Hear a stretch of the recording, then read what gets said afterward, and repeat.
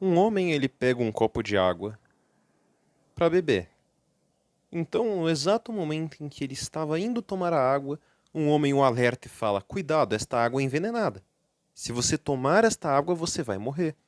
Ele olha para o homem que o avisou e disse em alto e bom som: "Água é água." Ele bebe a água e morre. Da mesma forma, alguns entregam-se às paixões desordenadas e, quando alertados sobre isso, o seu argumento é: amor é amor. Ou, como diz o slogan internacional, love is love. Ora, existe alguma lógica nesta argumentação?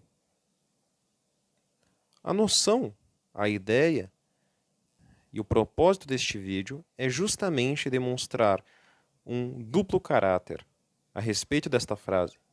O primeiro caráter, que é o mais evidente, é o mais extrínseco, é o de sua inefacabilidade no quesito lógico, justamente porque ela não pressupõe uma argumentação, ela não busca pressupor uma coerência, simplesmente que ela faz uma afirmação circular que nada influi no tema tratado.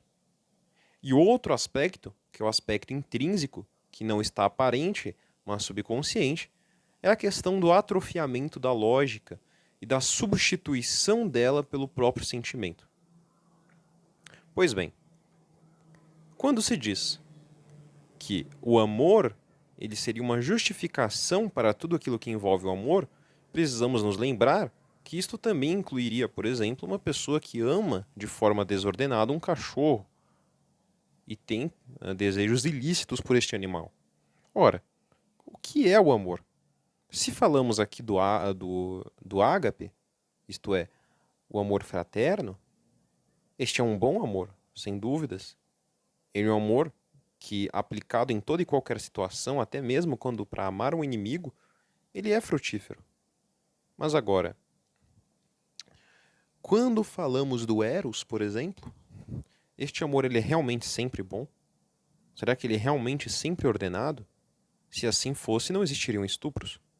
Então, por que quando comentamos a respeito da possibilidade da desordem do amor, no qual fizemos um longo podcast, que é o podcast da castidade, onde damos argumentos para tentar explicar por que apenas uma certa ordem de paixões está ordenada segundo a lei natural, porque, havendo tal coisa, de que forma afirmar que o amor é amor poderia justificar isso? De modo algum. Você apenas afirma a característica de algo. Você não afirma o porquê daquilo. Amar as coisas ruins é um mal. O amor por si só não é bom. A ordenação dele é o que define se ele será ou não bom. Mas o ponto principal ao qual se quer chegar não é aquele que é mais óbvio, pois, obviamente, para aquele que tiver um pouco de cérebro, um pouco de mente, isso é compreensível. E também não buscamos atingir aqueles que não têm uma mentalidade para compreender aquilo que é evidente. Então, assim sendo, vamos aprofundar para a parte intrínseca, que é justamente a questão da abolição da lógica. Os movimentos sociais, no geral, eles se sustentam de uma breve e fina camada retórica, muitas vezes que busca basear-se em estatísticas, mesmo que essas estatísticas nem sempre correspondam a um dado legítimo. E podemos nos referir a isso como, por exemplo, estatísticas que falam de um número de mortes, mas este número de mortes não foi pela causa que a estatística diz que ser. O que se dá justamente por uma descompreensão e um desconhecimento crasso de causa e efeito. Mas, em qualquer mídia livre de internet, em qualquer canal simples, nós encontramos as breves e rápidas refutações dessa argumentação. O problema é o efeito que se dá posterior a ela. Mesmo que você refute um progressista, mesmo que você refute as suas teses, os seus erros, este não irá ceder por uma simples razão, que os argumentos deles muitas vezes se baseiam no teor emocional. Mas isto também não é nada novo, não há novidade nisso. Então, qual que é o ponto focal? Qual que é o ponto de novidade? Qual que é o ponto, a raiz da coisa? A raiz da coisa é que intelectualizou-se a emoção como sendo uma espécie de valoração da verdade. Então, a partir do momento em que a ideia de determinar uma verdade absoluta tornou-se opressora, a partir do momento em que ideais iluministas e liberais de que a liberdade, isto é, o sentido distorcido da liberdade, era o motor da sociedade, permitiu-se que ideias absurdas, contraditórias e impossíveis se tornassem parte do cotidiano, parte do pensamento comum. E se tornando estas ideias, com sua crassa absurdidade, algo comum no cotidiano, elas acabam se tornando tão equivalentes quanto as ideias racionais. Pois a partir do momento em que você dá a mesma liberdade, o mesmo peso e o mesmo valor para tudo, isto é, quando você diz que toda religião é boa, quando você diz que todos estão certos, que toda moral é boa, você equivale um psicopata a uma boa pessoa de bons valores. Então, em outras palavras, a possibilidade de um argumento que não é uma argumentação, sequer chega a ser uma falácia, porque as falácias geralmente tentam ter alguma estrutura no mínimo.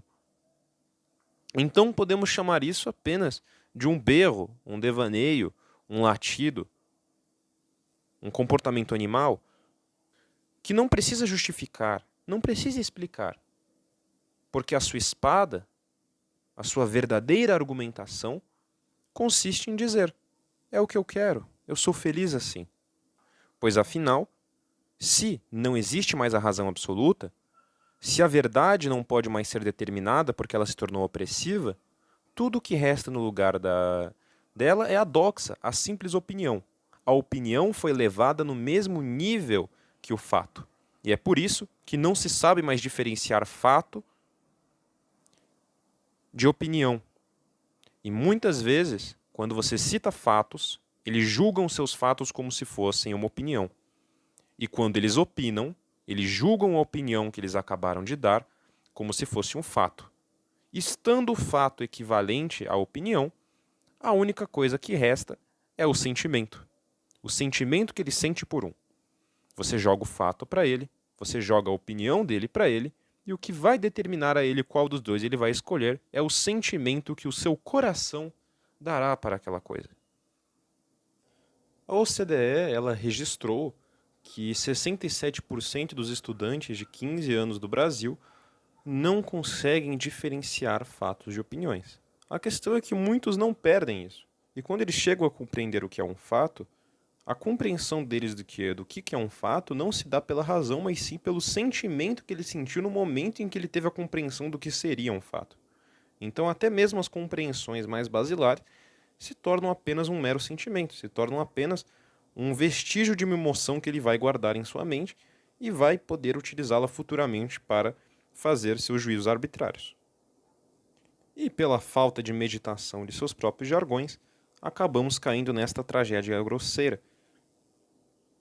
A contínua captação de informações e slogans que são contraditórios em sua própria estrutura verbal acabam gerando um efeito psicológico dentro do subconsciente que destrói a capacidade humana de unir as coisas de forma lógica, ou pior, quebram até mesmo a capacidade de organizar categorias de coisas, atribuindo falsos efeitos a causas.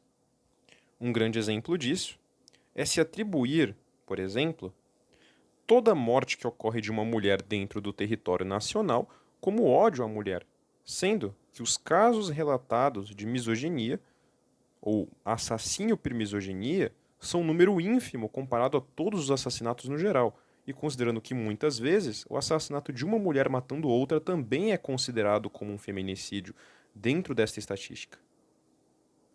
O efeito psicológico que se dá categorizar algo erroneamente é justamente o de distorção da capacidade cognitiva de diferenciar algo lógico do ilógico. E a pessoa não tendo mais essa capacidade por conta própria, ela vai depender totalmente de uma mídia, vai depender totalmente de algum indivíduo ou algum especialista que dite tudo aquilo que ele vai acreditar, porque ele por conta própria já não tem capacidade de discernir algo.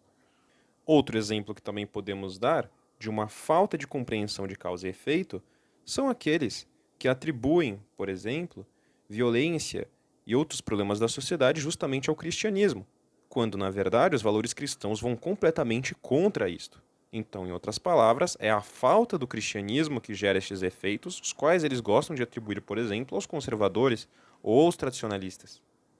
Mas, em uma mente perturbada, como que ele vai conseguir diferenciar o valor cristão de uma aplicação não cristã?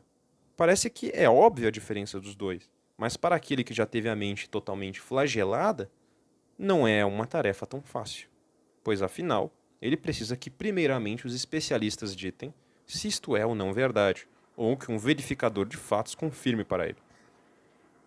E outra causa e efeito sem sentido que também podemos citar é que este vídeo está acabando neste exato momento, justamente porque crianças estão morrendo na África.